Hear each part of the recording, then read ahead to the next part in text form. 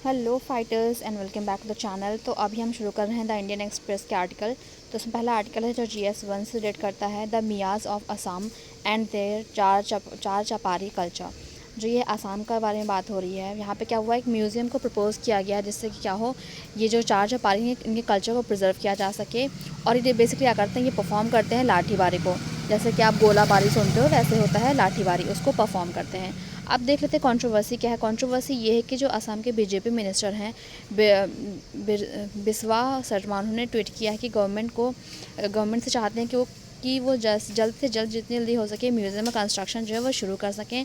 और ये museum reflect करेगा कल्चर और हेरिटेज कौन से पीपल का, जो कि चार चपारीज में रहते हैं। चार चपारीज कहाँ पे है? गुवाहाटी में। चार चपारीज जो है वो शिफ्टिंग रिवराइन आइलैंड है ब्रह्मपुत्र का, जो कि यहाँ पे प्राइमरी जो है बंगाली जन के मुस्लिम रहते हैं।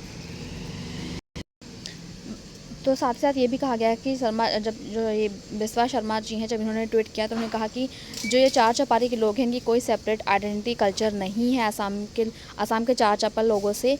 हालांकि ये माइग्रेट होकर आए हैं बांग्लादेश से, ऐसा भी कहा गया है। आगे बढ़ते हैं। अब इसमें ये हो गया कि जो इसके बाद क्या हुआ, जाहिर सी बात है, आप कहीं पे आप आके रहोगे किसी दूसरी जगह से आके, तो वहाँ के लोग तो आपको फेवर करेंगे नहीं। तो इसके अगेंस्ट में क्या हुआ, अपोजिशन जो है ना, उसने एक्यूज़ किया बीजेपी को, कहा कि एक तरह का पूरा पॉलिटिकल चीज़ें हैं जिससे कि वो स्टेट को पोलराइज़ करना चाहते हैं 2021 के इलेक्शन के पहले। वहीं जो म्यूज़ियम है इसके पहले भी रिकमेंड किया जा चुका है, जो कि लेजिस्लेशन पैनल जो है उसके डिपार्टमेंटली रिलेटेड स्टैंडिंग कमेटी के ऑन एजुकेशन के द्वारा, जिसमें बीजेपी और उसके अलायंस जो है कंप्राइज थे। अब बात करते हैं मियाज़ थे कौन। मियाज़ है एक डिसेंडेंट है मुस्लिम माइग्रेंट्स के, जो कि ईस्ट बंगाल, जो कि आज का बांग्लादेश है, वहाँ से आसाम में आए थे। काफ़ी सारी वेव्स के थ्रू माइग्रेशन हुआ, जैसे कि स्टार्टिंग में ब्रिटिश एनेक्सेशन ऑफ असम से, जो कि 1826 में हुआ था, और ये पार्टीशन तक चला था। और उसके बाद जब 1971 में बंगाल लिबरेशन वॉर हुआ, तब भी ये हो रहा था। और इसके फलस्वरूप हुआ क्या, जो एक डेमोग्राफिक कंपोजिशन था रीजन का, वो काफ़ी हद तक चेंज हो गया। जो 6 ईयर लॉन्ग, जो कि 1979 से 85 तक एंटी फॉरेनर आसाम एजिटेशन चला था, जिसका मकसद ये था कि इलीगल इमिग्रेशन को हटाना, कि जो इलीगल माइग्रेंट थे वो वहाँ के लोगों के कल्चर, उनका जॉब, सब चीज़ें उन पे अपना कब्जा करता जा रहा था। जाहिर सी बात है, जितनी ज़्यादा पॉपुलेशन होगी वो उतने रिसोर्सेज के लिए फ़ाइट करेगी, तो वही हो रहा था, इसीलिए लोग उन्हें पसंद नहीं करते थे। आगे बढ़ते हैं। व्हाट आर चार चौपारीज। अब जहाँ बात का चार चौपारीज होता क्या है, अब बात करते हैं चार चौपारीज होते क्या है। चार एक फ्लोटिंग आइलैंड है, और चौपारीज क्या होता है, एक low lying flood prone river bank है, जो कि इंटरचेंज होता रहता है पुश और पुल ब्रह्मपुत्र के द्वारा। मतलब क्या है, जो चार है वो चौपारीज में कन्वर्ट हो सकता है, जो चौपारीज है वो चार में बदल सकता है। जो सोशियो इकोनॉमिक सर्वे है 2002 से लेकर 2003 तक, इसके अकॉर्डिंग जो पॉपुलेशन है चार चौपारीज की वो 24.90 लाख ही है। चूँकि जो एरिया है वो फ्लड और इरोजन प्रोन है, तो यहाँ पे जो डेवलपमेंट है वो भी काफ़ी लो है। पूरी पॉपुलेशन जो है, मतलब जो 80% पॉपुलेशन है वो लगभग बिलो पॉवर्टी लाइन रहती है। और UNDP Assam human development report, जो कि 2014 से ली गई थी, वो कहती है क्या, जो एरिया जो है वो सफ़र करता है किन किन चीज़ों से, communication deficient, lack of educate schooling facility, जो कि प्राइमरी के बाद नहीं हो पाती है, गर्ल चाइल्ड मैरिड या फिर पॉवर्टी और इलिटरेसी। तो ये सब चीज़ें हमने देखी। अभी आगे बढ़ते हैं हम। अब ये अच्छा, ये तो हो चुका है, यहाँ पे देखते हैं। अब जो कुछ बंगाली रीजन है, यहाँ पे बंगाली ओरिजिन मुस्लिम तो रहते ही रहते हैं, इन्होंने रीजन आपको पैक कर रखा है। इसके अलावा मिशिंग, देवरियाज, कचारीज और नेपालीज भी यहाँ पे रहते हैं। जो पॉपुलर इमेजिनेशन, इनका ऐसा मानना है कि, मतलब बहुत से लोग ऐसा मानते हैं कि जो ये चार चौपारीज हैं ये सिनोनिम है बंगाली स्पीकिंग मुस्लिम से।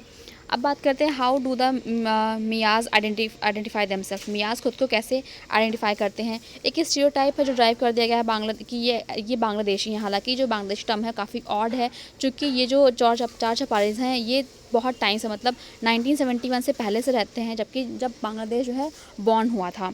ह्यूमन राइट एक्टिविटीज़ और कुछ जर्नलिस्ट जैसे कि पराग कुमार हैं, उन्होंने काफ़ी ट्राई किया कि इन लोग को इनका चार चपारीज को एज अ डॉलर एक्सेप्ट किया जा सके, लेकिन बहुत ही मुश्किल रहा। इन्होंने अपनी पब्लिकेशंस जैसे कि प्रांतिक में भी इनको हक दिलाने की कोशिश की। असमीज़ मीडियम स्कूल्स खोले, जो कि जो जहाँ पे क्या बांग्लादेशी नहीं हुआ कर, जो कि, और साथ में कहा कि वो बांग्लादेशी नहीं है।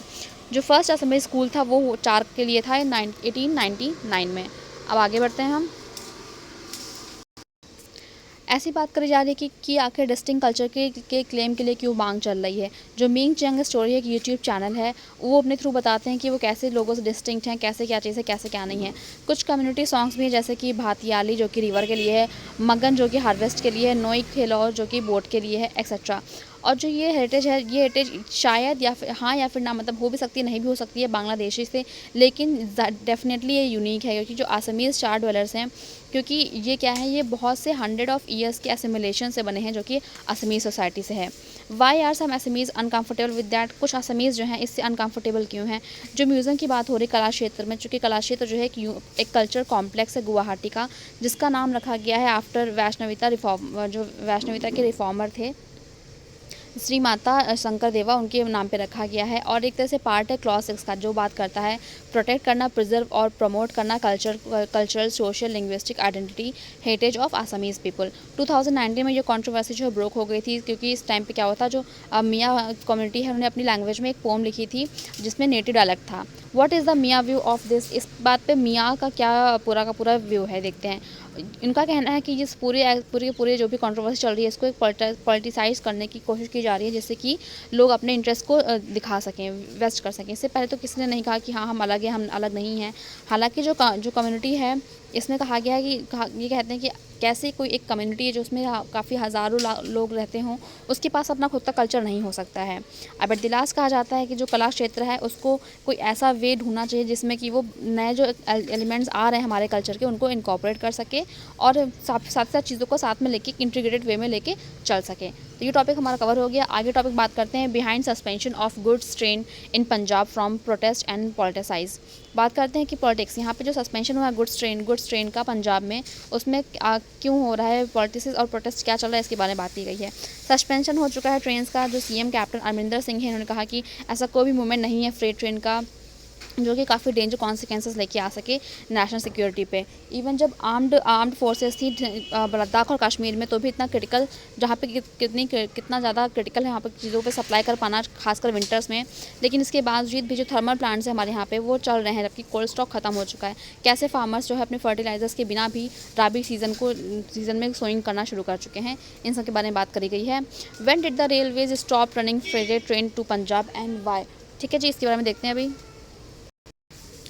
अक्टूबर 24 से जो है ये सस्पेंशन लगा हुआ है, और सस्पेंशन आया कि था जो फार्मर्स एजिटेट कर रहे हैं अगेंस्ट 3 सेंटर्स लॉ, जो कि आपको पता है फार्मर्स के अगेंस्ट में आए हुए थे। तो इसके अगेंस्ट में प्रोटेस्ट था, रेल रोको प्रोटेस्ट, जिसमें कि लगभग 33 से ज़्यादा लोकेशंस पे पंजाब की वहाँ पे प्रोटेस्ट लाया गया था। अब कहा गया how many trains run on railway tracks इन पंजाब में लगभग कितनी ट्रेनें रन करती हैं, इनके बारे में बात किया गया है। लगभग 28 जो है फ्रेट ट्रेनें और 300 पैसेंजर ट्रेन जो हैं स्टार्ट करी गई हैं, मतलब चलती हैं। लेकिन अच्छी बात यह है कि जब लॉकडाउन स्टार्ट हुआ था, जब सब कुछ अफेक्ट हो चुका था, तब भी कुछ पैसेंजर ट्रेन जो है चल रही थी, और बस कितनी कम की गई थी, 14 पेयर्स जो हमने कम किया गया था। उसके बाद जब लॉकडाउन ख़त्म हुआ तो कुछ ट्रेन को ऐड भी किया गया था। How is industry affected due to suspension of goods train. जो गुड्स ट्रेन का सस्पेंशन हो रहा है, इसकी वजह से जो इंडस्ट्री है वो कैसे अफेक्ट हो रही है, इसके बारे में देखते हैं। लगभग 1500 करोड़ से भी ज़्यादा का लॉस हो रहा है अक्टूबर 1 से, क्योंकि इंपोर्ट एक्सपोर्ट जो काफ़ी तरह से अफेक्ट हो चुका है। जो गुड्स ट्रेन है वो तो स्टॉप नहीं हुई हैं, वो तब भी स्टॉप नहीं हुई थी जबकि टेररिज्म स्टार्ट हुआ था, लेकिन ये पहली बार हो रहा है कि जब गुड्स ट्रेन को स्टॉप किया गया है। अब बात करते हैं हाउ फार्मर्स अफेक्ट, फार्मर्स कैसे अफेक्ट हो रहे हैं अगर सस्पेंशन ऑफ ट्रेन मूवमेंट चल रहा है। तो अब बहुत ही एक्यूरेट शॉर्टेज आ चुकी है फर्टिलाइजर्स का, जिसकी वजह से जो राबी सीज़न है वो बहुत बुरी तरह से अफेक्ट हो रहा है। फार्मर्स को रिक्वायरमेंट है यूरिया और DAP की, जिससे कि वो वीट और अदर कुछ वेजिटेबल्स जैसे कि पटेटो को सोन कर सकें, लेकिन इसका ये सब चीज़ें प्रोवाइड नहीं हो पा रही हैं। अगर एक ऑफिशियल डेटा की हम बात करें तो लगभग 4 लाख टन की बात हुई थी आने की, किस मंथ आने वाला था, लेकिन केवल 1 लाख टन ही अराइव हो पाया है ड्यू टू दिस रेल रोको प्रोटेस्ट। यूरिया की सप्लाई जो है ट्रेन के थ्रू होती थी, जैसे कि गुजरात, राजस्थान, यूपी, इन जगह से। और वीट जो है लगभग 35 लाख हेक्टेयर में होता था, लेकिन इस बार क्या हुआ, अभी तक केवल 30% एरिया में ही वीट शोइंग हो चुकी है। अब फार्मर्स जो है उन्होंने रेल रोको प्रोटेस्ट पंजाब में क्यों स्टार्ट किया था, इसके बारे में बात करते हैं। जैसा कि हम बात कर चुके हैं, सेंट्रल लॉज जो थे फार्म्स के अगेंस्ट, उनके बारे में स्टार्ट किया गया था। किसान मजदूर संघर्ष कमेटी और जो भारतीय किसान यूनियन है, उन्होंने ये प्रोटेस्ट स्टार्ट किया था। इसकी वजह से हुआ क्या था, जो पैसेंजर ट्रेन थी उनको कैंसिल कर दिया गया था, पैसेंजर ट्रेन को रोक दिया गया था, लेकिन जो गुड्स ट्रेन है उनको कंटिन्यू किया गया था। कुछ सिलेक्टेड आवर्स पर उनको चलाया जा रहा था। As per the part of product जो प्रोटेस्ट जो फार्मर्स थे वो क्या हुए, रेलवे ट्रैक पे बैठ गए और प्लेटफॉर्म पे भी बैठ गए, जिससे काफ़ी ज़्यादा अफेक्ट हुई थी रेलवे पूरी। अब फार्मर्स ने ये धरना जो है कब स्टार्ट किया था, फ्राइट ट्रेन्स के लिए। बहुत ही वेरियस फेज़ में हुआ था, इसमें केवल पैसेंजर ट्रेन्स को रोका गया था, गुड्स ट्रेन जो है अभी भी वर्किंग कंडीशन में थी।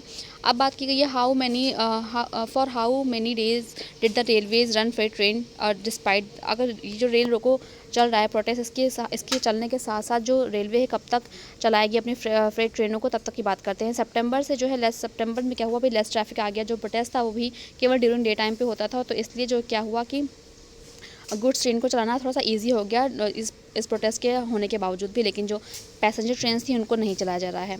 अब बात करते हैं करंट सिनेरियो क्या है।